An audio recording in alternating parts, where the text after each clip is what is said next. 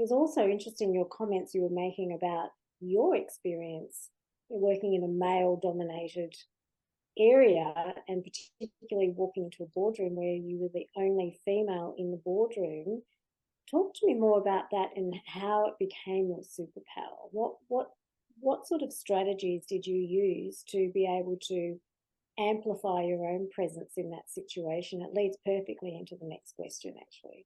Well, I definitely didn't go into any of those board meetings wearing black or grey. So I realized very quickly that that could be something that I could probably differentiate myself, that I didn't blend in, that I kind of, when I walked into the room, it was very much, yes, I'm here. And the way that I, probably the colors that I wore, and obviously, the clothing that I wore very much reflected, I guess, how I felt, and also the confidence. It gave me the confidence to kind of walk into those meetings.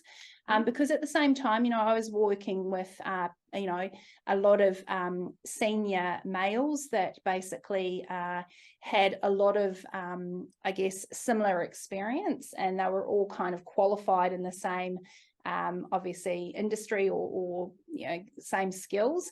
And whereas I was coming in with something completely different, with HR, marketing, with operations. And so for me, I realized very quickly is that I could own my space, and that didn't mean I had to conform to what they were doing and what their space was. And so I really, really enjoyed that. And it was a way that I could kind of play a little bit with, going into those meetings, because sometimes, some of them would say, oh, wow, you're wearing this today. That looks great, And so that would be, and I was always known as, you've always got great shoes, Kiri, and that all kind of the first thing they'd may do is look at my shoes first.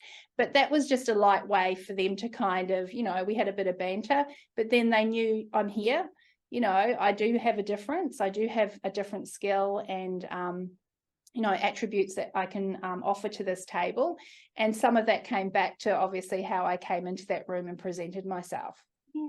So what was the strategy? What was the thought process you went through in terms of deciding what your unique style and appearance was going to look like going into that? Did you have a particular brand that you like to wear? Did you have someone else that you looked at to say, I really like the way they present? How did you formulate that concept for yourself?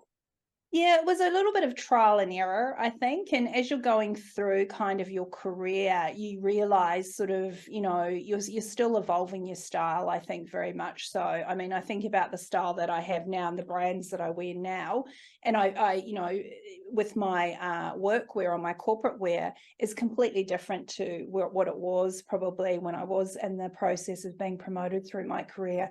So it was very much about kind of, I guess, what was my point, or what did I need to do that day, and how did I want to feel? So I would always align my kind of dress in relation to, I guess, how I wanted to feel that day. So if I knew I was going into quite a heavy board meeting that I may have to make a difference or really kind of get my point across, then I would wear something that would completely give me confidence.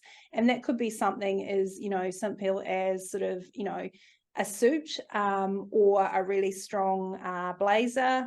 Or it could be just, I wouldn't kind of walk in wearing a flowery dress or something that kind of had a bit more flow to it, because that to me was not kind of giving me the structured thinking that I needed. So I'd probably wear a lot more structure when I was going into those types of meetings. Whereas, if I was going into something that was a little bit more lighter, maybe it was with staff or something like that, I'd probably wear something that would have a little bit more flow and a little bit more fun to it.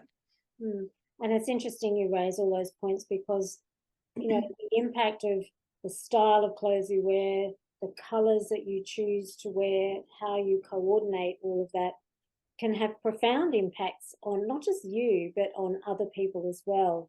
And I really still find it amazing when I'm working with some women that they have not always thought about that element, and they've not thought about what colors can they have in their wardrobe that can really help them project confidence and poise and intelligence and all of those things that you are really wanting to be able to project when you go into that boardroom. So, good on you. And it sounds like you've also tried to differentiate yourself, and by wearing shoes. Shoes might be the one thing that people look at you and say, well, Kiri's always got a different pair of shoes on. That's her personality coming out. And even though we can be wearing a certain label, I always encourage women to think about, that's fine to wear a certain label, but how can you make it your own? How can you add that certain element of your personality to that, which helps you feel